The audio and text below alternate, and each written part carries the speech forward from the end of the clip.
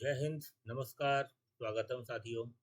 स्वागत है आपका हमारे 100 डे प्रोग्राम में। और यह 100 डे प्रोग्राम जो चल रहा है, यह किस चीज़ के लिए चल रहा है? तो यह चल रहा है बीपीएससी के। बीपीएससी के 100 डे प्रोग्राम में हम लोगों ने आज से इतिहास को भी देखना शुरू कर दिया है, और हमारी जो पॉलिटी की क्लास चल रही थी वो तो चल ही रही है। तो आज फिर से हम लोग अपना जो मौलिक अधिकार बचा हुआ था, हम लोग उसको देखना प्रारंभ करेंगे। तो कल हमने स्वतंत्रता के अधिकार तक देख लिया था। आज हम लोग बात करेंगे शोषण के विरुद्ध अधिकार। आज का जो हमारा टॉपिक है मौलिक अधिकार, आज हम लोग मौलिक अधिकार खत्म कर लेंगे और फिर कल से हम लोग इसके आगे बढ़ेंगे। चूंकि मौलिक अधिकार में बहुत सारे इफ अगर बट होते हैं, और यह जो मौलिक अधिकार है, यहाँ से आपको आपके मुख्य परीक्षा में भी सवाल आते हैं।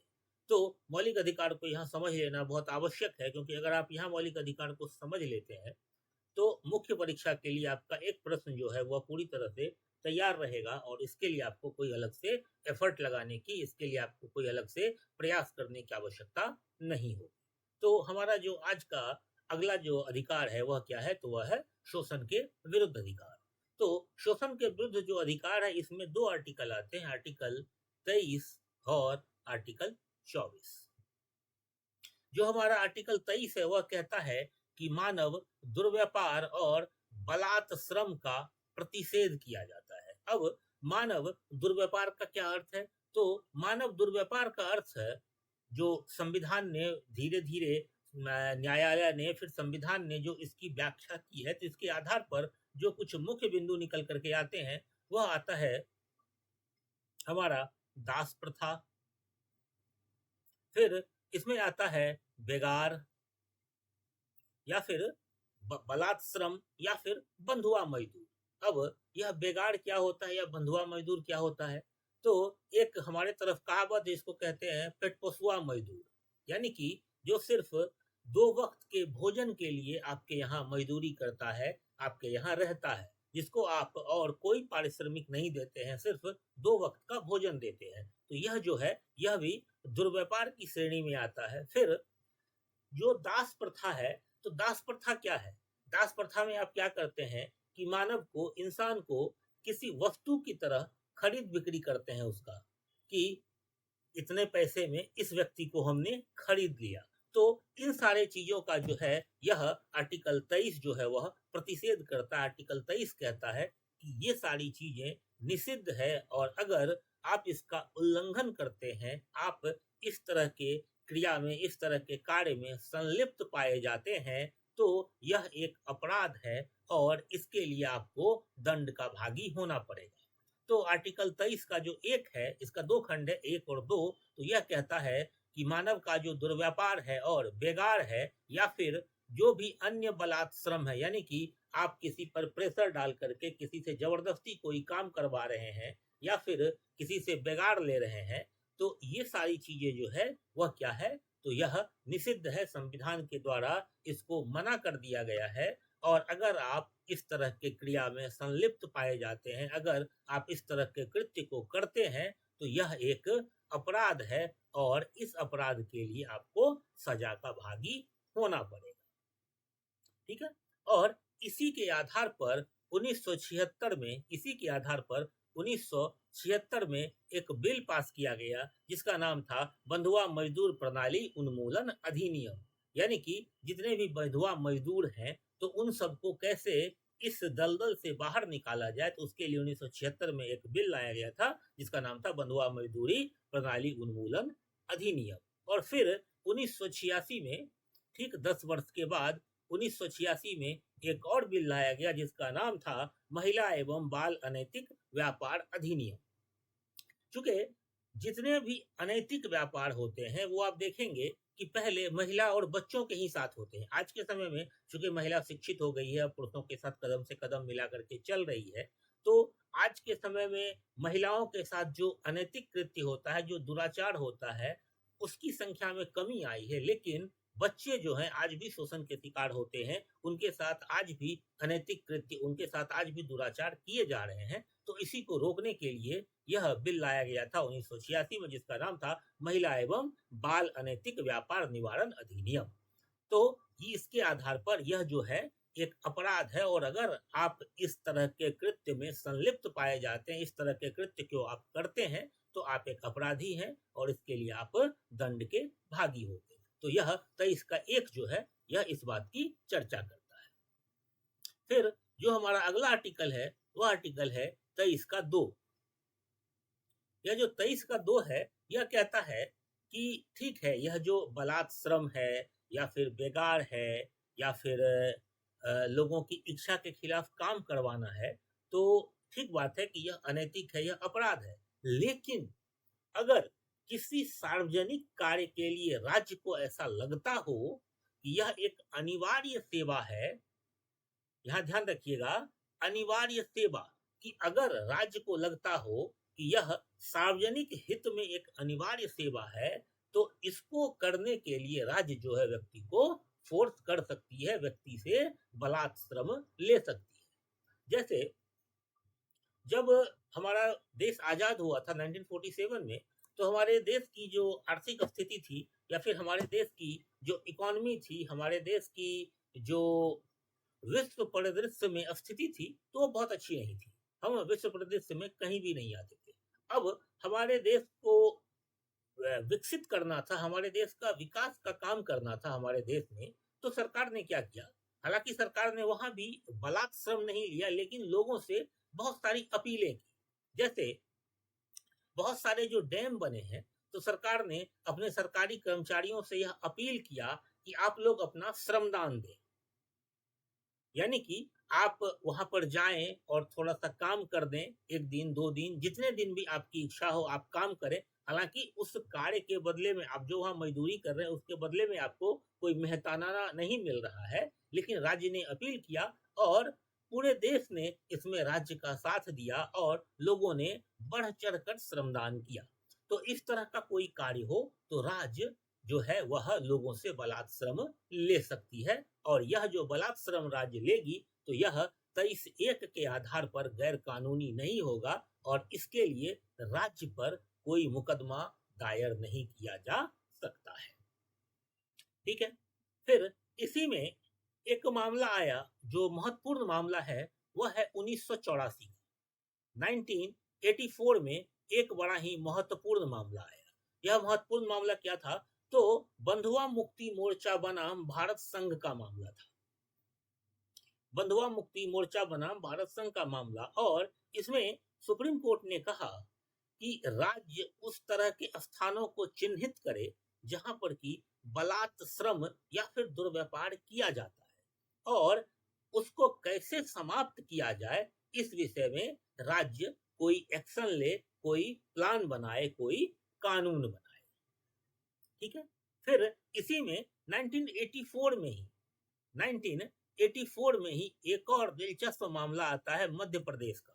यह मामला होता है नीरजा चौधरी बनाम मध्य प्रदेश, और इसमें भी यही बंधुआ मजदूरी या बलात् श्रम की बात थी। और इसमें फिर सुप्रीम कोर्ट ने कहा, माननीय सर्वोच्च न्यायालय का कहना हुआ कि सरकार का काम सिर्फ यह नहीं है कि वह बंधुआ मजदूरों को मुक्त करे, या फिर जिन व्यक्तियों को जबरदस्ती मानव दुर्व्यापार में लिप्त किया गया, जिनका दुर्व्यापार हो रहा है, जो बंधुआ मजदूर हैं, उन सबको मुक्त करे, बल्कि सरकार का यह दायित्व भी है कि उनके पुनर्वास की व्यवस्था करे। तो यह 2 महत्वपूर्ण केस हैं इस आर्टिकल से रिलेटेड, दोनों 1984 के ही हैं। एक बंधुआ मुक्ति मोर्चा बनाम भारत संघ है और दूसरा नीरजा चौधरी बनाम मध्य प्रदेश सरकार है। तो एक में सरकार ने कहा, एक में सुप्रीम कोर्ट ने कहा कि सरकार जो है ऐसे क्षेत्र को चिन्हित करे जहां इस तरह की गतिविधियां पाई जा रही है और सरकार उसके लिए कोई एक्शन प्लान बनाए, और दूसरे नीरजा चौधरी में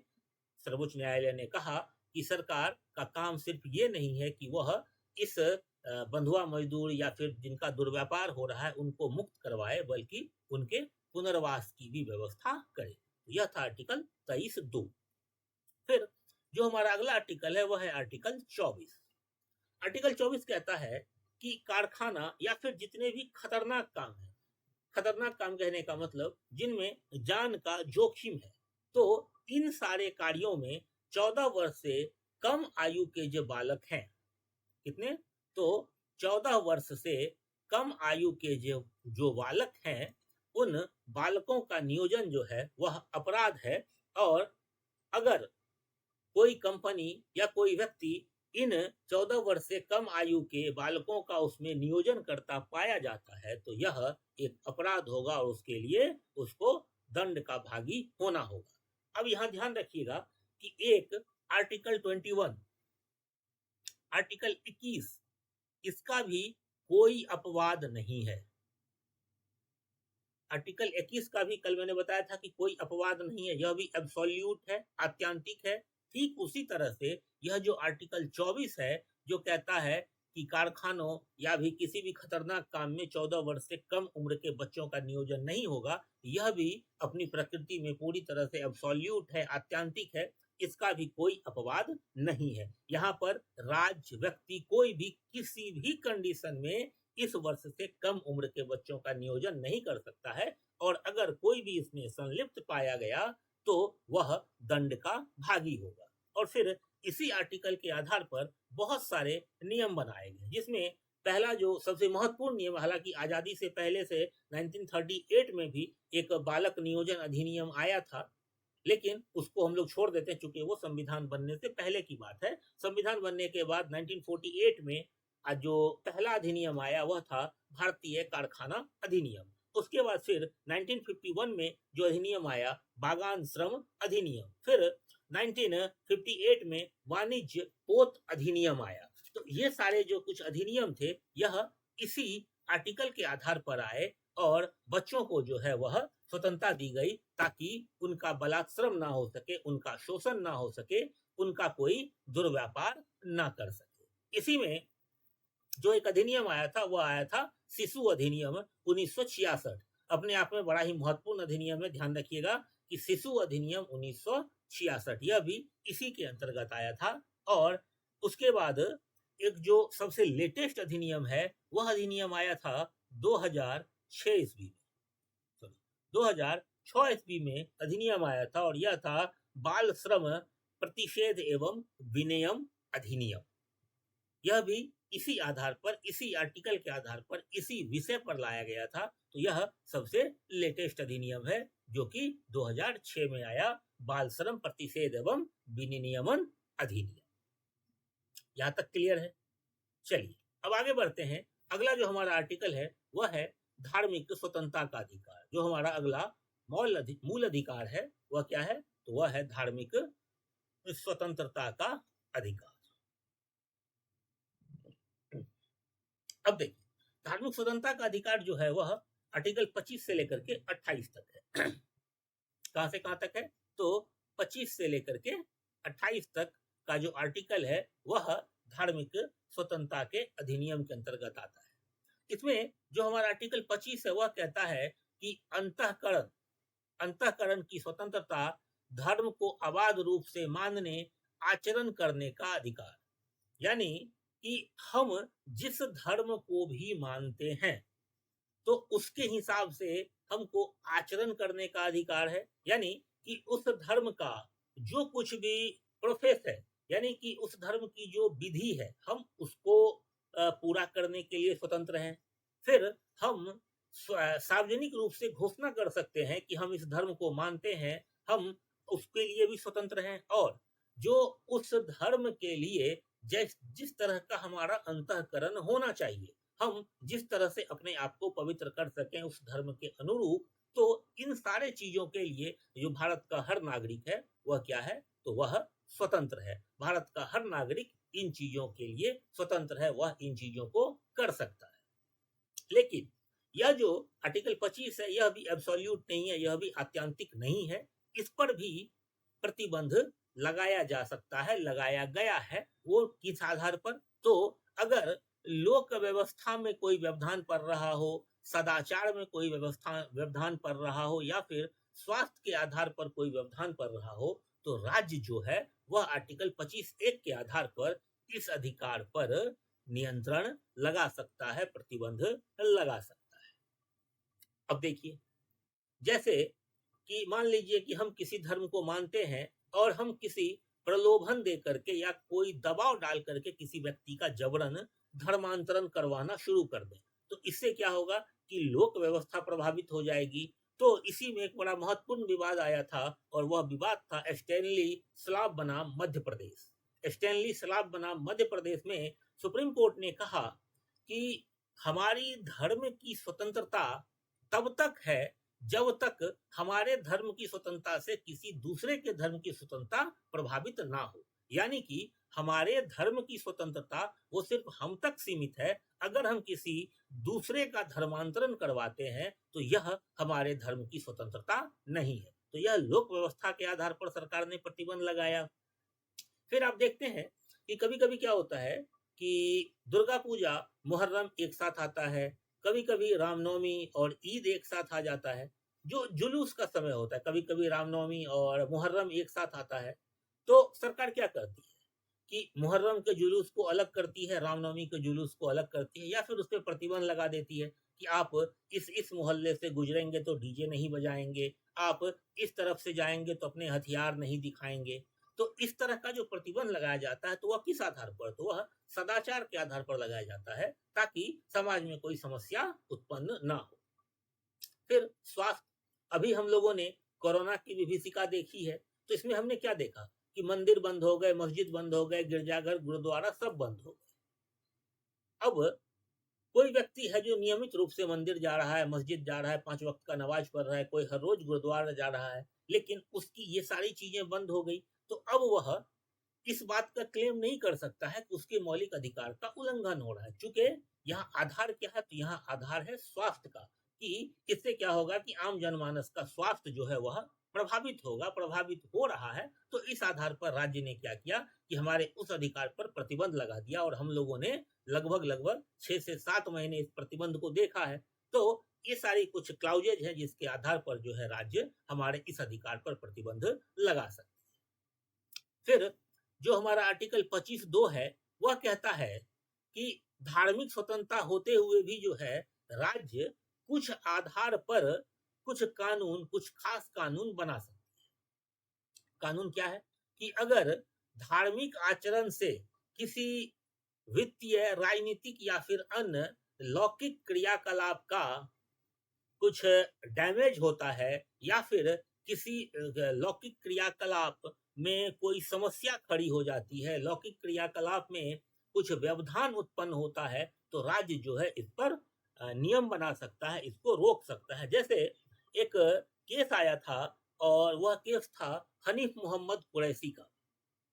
हनीफ मोहम्मद कुरैशी का कहना था कि यह जो गौवध है, खास करके जब बकरीद में पशुओं की बलि दी जाती है इस्लाम में, तो हनीफ मोहम्मद कुरैशी का कहना था कि चूंकि गौवध जो है वह इस्लाम की मूल अवधारणा है, लेकिन सुप्रीम कोर्ट ने इस बात को खारिज कर दिया और उसने कहा कि गौवध जो है वह इस्लाम की मूल अवधारणा नहीं है, इस्लाम के मूल पुस्तक में कहीं भी गौवध की बात नहीं की गई है, तो इसीलिए इस चीज को हम नहीं मानेंगे और उस चीज पर रोक लगा दी गई। तो यह कैसे रोक लगा दी गई, तो चूंकि यह जो है यह उसके लौकिक क्रियाकलाप से संबंधित नहीं था और राज्य को अधिकार है कि उस पर वह रोक लगा सकती है। ठीक है। फिर इसी में एक केस आया था आचार्य जगदीश्वरानंद का, 2011 का केस, सॉरी 1983 का केस है। आचार्य जगदीश्वरानंद का केस है 1983 का। इसमें क्या कहा गया कि चूंकि पहले जो है लोग नरमुंड वगैरह लेकर के, मानव खोपड़ी वगैरह लेकर के और फिर कुछ हथियार लेकर के तांडव नृत्य करते थे या फिर जुलूस निकालते थे, तो सरकार ने कहा कि यह सदाचार और लोक व्यवस्था के खिलाफ है, तो सुप्रीम कोर्ट ने इस पर भी प्रतिबंध लगा दिया। तो 1983 से इस पर भी प्रतिबंध लगा हुआ है, सदाचार और लोक व्यवस्था के मद्देनजर। तो ये सारी चीजें जो है इसके आधार पर राज्य जो है इन चीजों पर प्रतिबंध लगा सकता है। फिर 2003 का एक बड़ा दिलचस्प मामला है, वह भी इसी आधार पर लगाया गया था। 2003 का मामला था हरियाणा सरकार का। केस करने वाले थे जावेद मियां। तो जावेद बनाम हरियाणा सरकार है। हरियाणा सरकार ने क्या किया, सबसे पहले कि चुनाव लड़ने के लिए 2 संतान की व्यवस्था लागू कर दी कि जो पंचायत चुनाव लड़ेंगे अगर उनके 2 संतान से ज्यादा हुए तो वह एलिजिबल नहीं होंगे। तो यह केस चला गया सुप्रीम कोर्ट में, जावेद बनाम हरियाणा राज्य। तो सुप्रीम कोर्ट ने कहा कि यह जो नियम हरियाणा सरकार के द्वारा लाया गया है, यह आर्टिकल 25 का उल्लंघन नहीं करता है, चूंकि ज्यादा बच्चा पैदा करना किसी भी धर्म की मूल अवधारणा नहीं है और इससे किसी भी धर्म की मूल अवधारणा जो है वह प्रभावित नहीं हो रही है। तो इस आधार पर 2003 में इस चीज को सही ठहरा दिया गया और बाद में आप देखते हैं कि बहुत सारे राज्यों ने इस चीज को अपना लिया। तो यह भी बड़ा दिलचस्प मामला था। तो ये सारे किसके अंतर्गत है? तो यह 25(2) के अंतर्गत है। फिर 25(2) का जो ख है वह कहता है कि सामाजिक कल्याण या सुधार के लिए उपबंध किए जाएंगे या फिर हिंदुओं की धार्मिक संस्था को उन सभी वर्गों के खोलने के लिए उपबंध करने में। अब देखिए, यह सबसे पहले समझिए कि यह जो हिंदू वर्ड है, यह हिंदू वर्ड किसके लिए संविधान में इस्तेमाल किया गया है? तो संविधान में जहां भी आप हिंदू वर्ड देखते हैं तो यहाँ पर हिंदू से मतलब होता है बौद्ध, जैन और सिख। हिंदू तो हैं ही, हिंदू के अलावे बौद्ध, जैन और सिख, तो ये इन 4 संप्रदायों के लिए हिंदू शब्द का इस्तेमाल होता है। अब इसमें देखिए, सामाजिक कल्याण या सुधार के लिए या फिर हिंदुओं की धार्मिक संस्था को उनके सभी वर्गों के खोलने के लिए। अब जैसे देखिए, हवाई जहाज में या फिर बैंक में आम लोगों के लिए, आम नागरिकों के लिए हथियार ले जाना मना है, लेकिन जब आप देखते हैं सिखों को तो उनके लिए कुछ खास साइज का जो कटार है, कृपान है, वह कृपान हर जगह उनके ले जाना अलाउड है। क्यों? क्योंकि सुप्रीम कोर्ट ने माना कि यह उनके धर्म का मूलभूत अंग है, तो उसके आधार पर उनको वह चीजें अलाउड है। फिर आप देखते हैं कि कुछ दिन पहले तक महाराष्ट्र में जो शनि सिंगनापुर का मंदिर है, महाराज शनि का मंदिर है, तो वहां पर स्त्रियों का प्रवेश वर्जित था। सुप्रीम कोर्ट के इंटरफेयर के बाद आज वहां भी स्त्रियां जा रही है। फिर केरल का जो मंदिर है वहां भी अभी आप देखते हैं कि बहुत दिनों तक विवाद चला है, जहां पर कि स्त्रियों को जाना वर्जित था, लेकिन अब धीरे धीरे सुप्रीम कोर्ट के इंटरफेयर के बाद धीरे धीरे स्त्रियां जो है वहां जाना शुरू कर दी है। तो इसमें कहा गया कि सभी वर्गों के लिए खोलने का उपबंध कर देगी राज्य सरकार। ऐसा नहीं कि यह जो धार्मिक स्थल है यह किसी खास वर्ग के लिए होगा, नहीं, उस धर्म से संबंधित जितने भी वर्ग होंगे उन सब के लिए वह चीज खुला होगा। क्लियर है? चलिए अब आगे बढ़ते हैं और देखते हैं आर्टिकल 26। यह जो हमारा आर्टिकल 26 है यह कहता है कि धार्मिक कार्य और उसके प्रबंधन की स्वतंत्रता, यानी कि जितने भी धार्मिक समुदाय हैं उन सबको अगर वह लोक व्यवस्था, सदाचार और स्वास्थ्य के अधीन रहते हुए अपने धार्मिक समुदाय के उन्नति के लिए कार्य करेंगे तो उनको कुल 4 तरह के अधिकार प्राप्त है। पहला अधिकार क्या है? तो पहला अधिकार है कि धार्मिक और चैरिटेबल प्रयोजनों के लिए संस्थाओं की स्थापना करना और उसका पोषण करना, यानी कि अगर किसी धर्म के विकास के लिए या फिर अपने धर्म के अनुयायियों के सहायता के लिए, चैरिटी करने के लिए संस्था की स्थापना करते हैं और उसका वित्त पोषण करते हैं तो यह अधिकार उस समुदाय को होगा। दूसरा कहता है कि अपने धर्म विषयक कार्यों का प्रबंधन, यानी कि जो उनके धर्म का विषय है, जो उनका धार्मिक क्रियाकलाप है, उसके प्रबंधन की भी स्वतंत्रता उस धर्म को होगी। फिर कहता है कि जंगम और अस्थावर संपत्ति के अर्जन और स्वामित्व का। जंगम कहने का मतलब होता है जो अचल संपत्ति, चल संपत्ति होता है, और अस्थावर कहने का मतलब होता है जो अचल संपत्ति होता है। चल संपत्ति कहने का मतलब लिक्विड मनी और अचल संपत्ति कहने का मतलब जमीन वगैरह।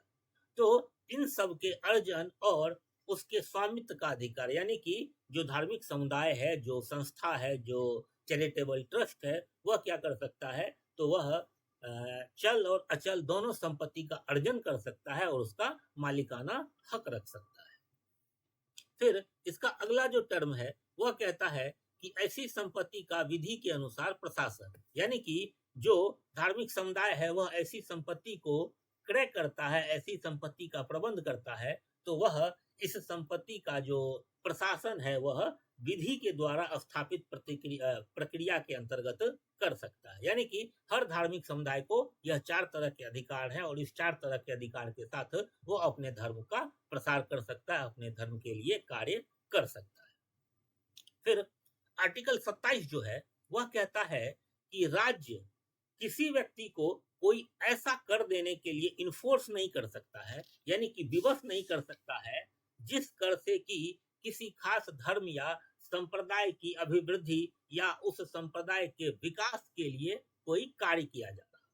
यानी कि राज्य जो है, मान लेते हैं कि कोई ए व्यक्ति जो है वह किसी दूसरे धर्म का है और बी व्यक्ति जो है वह किसी दूसरे धर्म का है, और राज्य सरकार बी व्यक्ति के धर्म के लिए कोई ऐसा कर नहीं लगा सकती है, ऐसा कर लगा करके जो दूसरे धर्म के मानने वाले व्यक्ति ए हैं उसको विवश नहीं कर सकती है कि तुम कर दो, जिसके आधार पर हम इस धर्म का पोषण कर सके, इस धर्म की अभिवृद्धि कर सके। यहाँ पर इस बात को ध्यान रखना है कि संविधान जो है वह कहता है कि कोई कर देने के लिए विवश नहीं कर सकता है, कर नहीं लिया जा सकता है, लेकिन अगर राज्य चाहे तो वह शुल्क ले सकती है। कर और शुल्क में अंतर होता है। शुल्क क्या है कि शुल्क जो है वह किसी सेवा के बदले में राज्य के द्वारा ली गई धनराशि होती है। तो राज्य जो है उस धर्म विशेष से शुल्क ले सकती है, लेकिन किसी कर के लिए वह किसी व्यक्ति को विवश नहीं कर सकती है। क्लियर है? फिर आर्टिकल 28 जो है वह आर्टिकल 28 कहता है कि शिक्षण संस्थाओं की स्वतंत्रता। इसमें कहा गया कि आर्टिकल 28 का जो एक है वह कहता है कि राज्य निधि से पूर्णतः पोषित शिक्षण संस्थाओं में धार्मिक शिक्षा नहीं दी जा सकती है। यानी कि जिस संस्था को राज्य सरकार वित्त पोषित करती है, यानी कि जो संस्था सरकार से धन लेती है, जैसे कि आज देखते हैं आप सरकारी स्कूल, तो किसी भी सरकारी स्कूल में आप देखते हैं कि कोई भी धार्मिक उत्सव नहीं मनाया जाता है। धार्मिक उत्सव के दिन छुट्टी दे दी जाती है। इवन सरस्वती पूजा के दिन भी स्कूल में छुट्टी होती है सरकारी स्कूल में। तो वह इसीलिए चूंकि वह राज्य द्वारा वित्त पोषित संस्थान है और ऐसे संस्थान में कोई भी धार्मिक शिक्षा नहीं दी जा सकती। फिर 28 का 2 कहता है कि ऐसा शिक्षण संस्थान जिसकी स्थापना किसी ऐसे ट्रस्ट के द्वारा या फिर उस धार्मिक समुदाय के द्वारा की गई हो जहां की धार्मिक शिक्षा देना अनिवार्य है, तो वहां धार्मिक शिक्षा दी जा सकती है। जहां धार्मिक शिक्षा देना अनिवार्य है, जैसे आप देखते हैं कि वक्फ बोर्ड के द्वारा जो मदरसा की स्थापना की जाती है, तो उसमें से बहुत सारे जो मदरसे होते हैं वो सरकार के द्वारा वित्त पोषित होते हैं, लेकिन वहां पर धर्म की शिक्षा दी जाती है। क्यों? क्योंकि वह उस बोर्ड के द्वारा, उस ट्रस्ट के द्वारा उसकी स्थापना की गई है, जिसमें कि धार्मिक शिक्षा देना एक अनिवार्य प्रोसेस है, एक अनिवार्य प्रक्रिया है, इसीलिए वहां धार्मिक शिक्षा दी जा सकती है।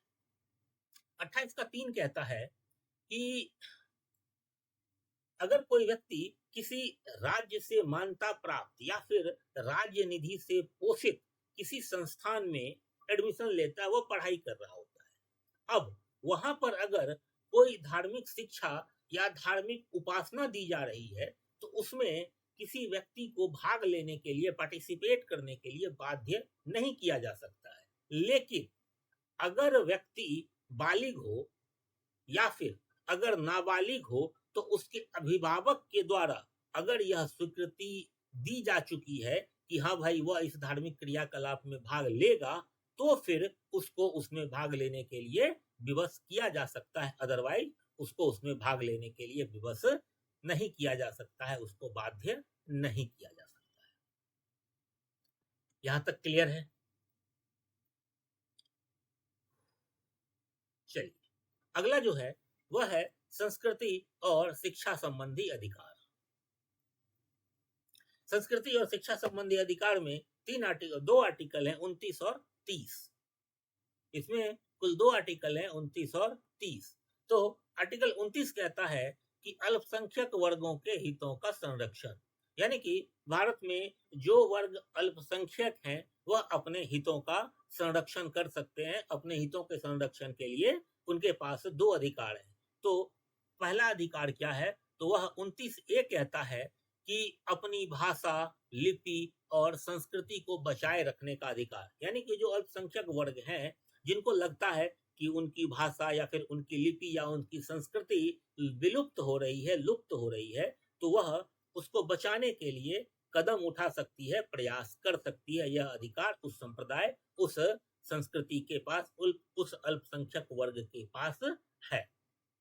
फिर 29 का 2 कहता है कि धर्म, मूल वंश, जाति और भाषा के आधार पर किसी भी शिक्षण संस्थान में प्रवेश से उनको वंचित नहीं किया जाएगा। यह अधिकार राज्य के खिलाफ है। इसमें कहा गया है कि ऐसे अल्पसंख्यक वर्ग जिनकी संस्कृति लुप्त हो रही है या फिर किसी को भी धर्म, मूल वंश, जाति या भाषा के आधार पर किसी भी शिक्षण संस्थान में प्रवेश के लिए वंचित नहीं किया जाएगा। हालांकि अगर ऐसे व्यक्ति चाहें, जिनको ऐसा लगता है, जो अल्पसंख्यक वर्ग हैं, जिनको ऐसा लगता है कि उनकी जो भाषा है, उनकी जो लिपि है, उनकी जो संस्कृति है, वह विलुप्त हो रही है, तो आर्टिकल 30 कहता है कि उनको अपने लिए शिक्षण संस्थान स्थापित करने और उनको संचालित करने का अधिकार है। यानी कि जो अल्पसंख्यक वर्ग है, जिनको लगता है कि उनकी भाषा, लिपि और संस्कृति अक्षुण्ण नहीं है, उसको बचाने का प्रयास किया जाना चाहिए, तो वह उसके लिए अपना शिक्षण संस्थान स्थापित कर सकती है और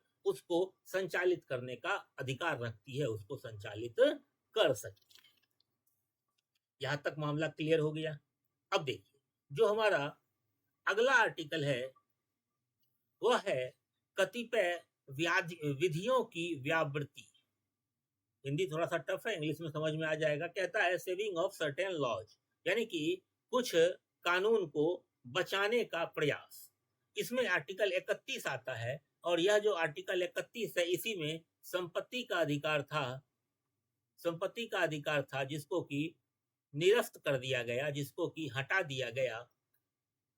तो अब इस आर्टिकल 31 में क्या है, जो पहला संविधान संशोधन हुआ 1951 ईस्वी में, इसी में एक अनुसूची 9 जोड़ दिया गया। उस अनुसूची 9 में यह चीज था कि अब जो भी कानून अनुसूची 9 में डाला जाएगा तो वह जुडिशियल रिव्यू से बाहर हो जाएगा।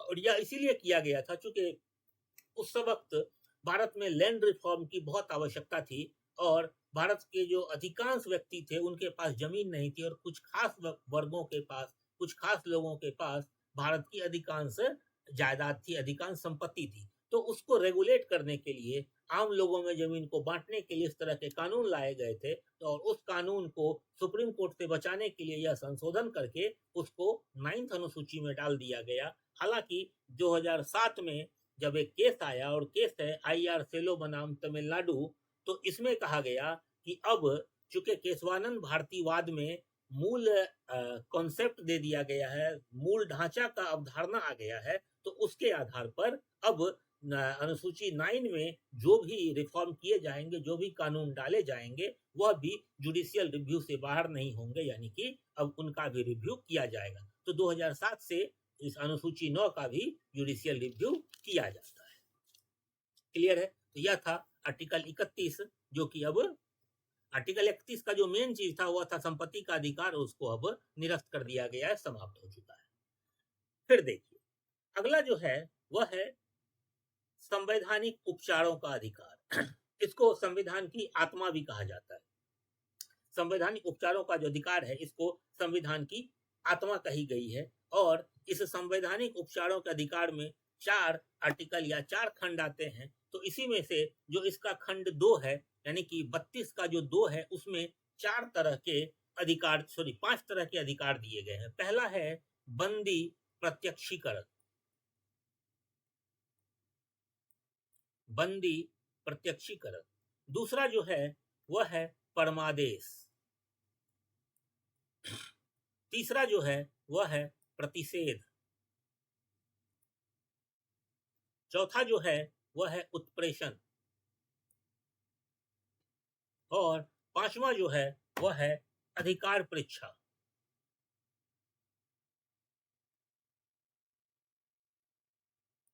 देखिए, यह जो आर्टिकल 32 है, यह कहता है कि अगर किसी व्यक्ति को ऐसा लगता है कि उसके मूल अधिकार का हनन हो रहा है, उसके मूल अधिकार पर प्रश्न चिन्ह लगा हुआ है, तो आर्टिकल 32 के तहत व्यक्ति जो है सीधा सीधा सुप्रीम कोर्ट में जा सकता है राज्य के खिलाफ और कह सकता है कि मेरे मूल अधिकार का हनन हो रहा है, अब आप मेरे मूल अधिकार को बचाइए। यह आर्टिकल 32 कहता है। और आर्टिकल 32 का जो 2 है वह कहता है कि सुप्रीम कोर्ट के पास 5 तरह के अधिकार हैं। पहला तो बंदी प्रत्यक्षीकरण, जिसको कि हम लोग हैबियस कॉर्पस के नाम से जानते हैं। दूसरा है परमादेश, जिसको हम मैंडेमस के नाम से जानते हैं। तीसरा है प्रतिषेध, जिसको कि हम प्रोहिबिशन के नाम से जानते हैं। चौथा है उत्प्रेरण, इसको उत्प्रेषण, इसको जो है वो हम लोग सर्टिरियोरी के नाम से जानते हैं। और पांचवा जो है वह है अधिकार परीक्षा, जिसको हम क्यो वारंटो के नाम से जानते हैं।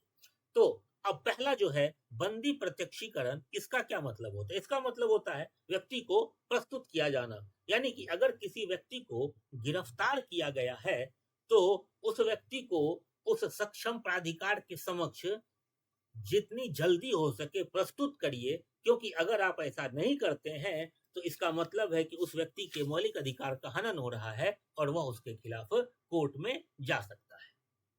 यह 5 तरह के रिट जो है यह सुप्रीम कोर्ट को दिए गए हैं। फिर दूसरा जो रिट है इसको कहते हैं हम लोग परमादेश।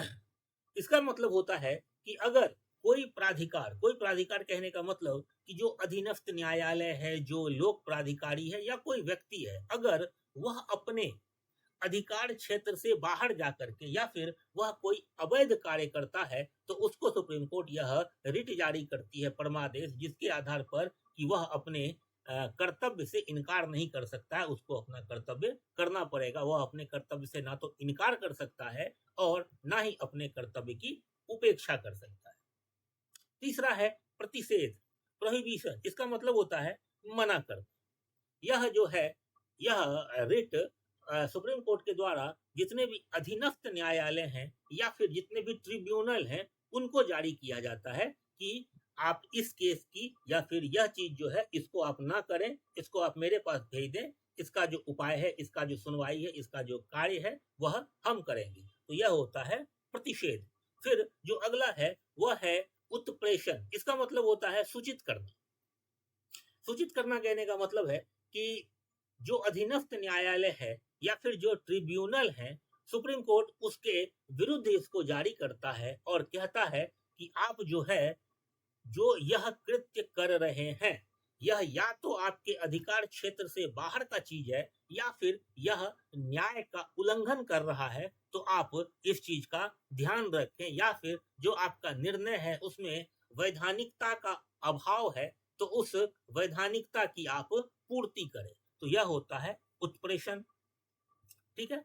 और यह जो प्रतिषेध और उत्प्रेषण है, यह दोनों ही रिट न्यायालय जो है मतलब सुप्रीम कोर्ट जो है वह अपने अधीनस्थ न्यायालय या फिर ट्रिब्यूनल को ही जारी किया जाता है। फिर जो पांचवा अंतिम है वह है अधिकार परीक्षा, क्यो वारंटो। यह किसी के भी खिलाफ जारी किया जा सकता है और उससे पूछा जाता है कि आपने जो यह कृत्य किया है वह किस अधिकार से किया है। जब यह चीज आपके अधिकार क्षेत्र से बाहर है तो आपने इसको कैसे कर दिया। तो यह कुल 5 तरह के जो रिट है या सुप्रीम कोर्ट के द्वारा जारी किए जाते हैं और ये सारी चीजें जो है वह आर्टिकल 32 में आती है, जिसको हम लोग की संवैधानिक उपचारों का अधिकार कहते हैं। जो हमारा मूल अधिकार है वह यही 32 तक है। उसके बाद फिर 33, 34, 35 जो आर्टिकल है उसको हम लोग कहते हैं भाग 3 के अपवाद। भाग 3 के अपवाद कहने का मतलब चूंकि भाग 3 में मूल अधिकार है तो उसके जो कुछ अपवाद हैं, तो उसमें जो आर्टिकल 33 कहता है वह कहता है कि संसद कुछ खास वर्गों के संबंध में खास प्रयोजन के लिए मूल अधिकार को निर्बंधित करने वाली विधि बना सकती है। जैसे आपने देखा कि जो हमारा भारत के किसी भी क्षेत्र में निर्बाध आवागमन का अधिकार है तो वह कुछ खास वर्ग के लिए, अनुसूचित जनजाति के लिए या फिर कुछ खास वर्गों के हित के संरक्षण के लिए सरकार उसको निषेध कर सकती है, उसको प्रतिबंधित कर सकती है। तो वही चीज यहाँ और स्पष्ट लिख दिया गया है कि संसद जो है इस आधार पर कुछ कानून बना सकती है। जैसे हमारे लिए इनर लाइन पास है या फिर अंडमान निकोबार के कुछ द्वीप समूह पर हम नहीं जा सकते हैं, तो ये सारी चीजें इसके अंतर्गत आती है। फिर जो आर्टिकल 34 है वह कहता है कि भारत के किसी राज्य क्षेत्र में अगर मार्शल लॉ लागू हो गया, मार्शल लॉ कहने का मतलब सेना कानून, सैनिक कानून या सेना विधि, तो जब सैनिक विधि लागू हो जाती है तो क्या होता है कि उस सैनिक विधि पर जो कानून बनाएगा वह कौन बनाएगा, तो वह सरकार बनाएगा, संसद बनाएगा। या फिर अगर उस व्यवस्था को बनाए रखने के लिए, जो मार्शल लॉ है उसको बनाए रखने के लिए अगर सेना कुछ खास अपना नियम बना लेती है, तो उस नियम का जो विधिमान्यकरण है, यानी कि उस नियम को जो विधिमान्य बनाएगा वह कौन बनाएगा? तो वह बनाएगा भारत का संसद। तो यह है आर्टिकल 34। और फिर आर्टिकल 35 कहता है कि इन सारे चीजों पर जो विधि बनाने का अधिकार होगा, यानी कि ये जो मूल अधिकार से अपवाद है, और यह अपवाद किन किन आधार पर होगा, तो वो सारी चीजें मैंने आपको बता दी।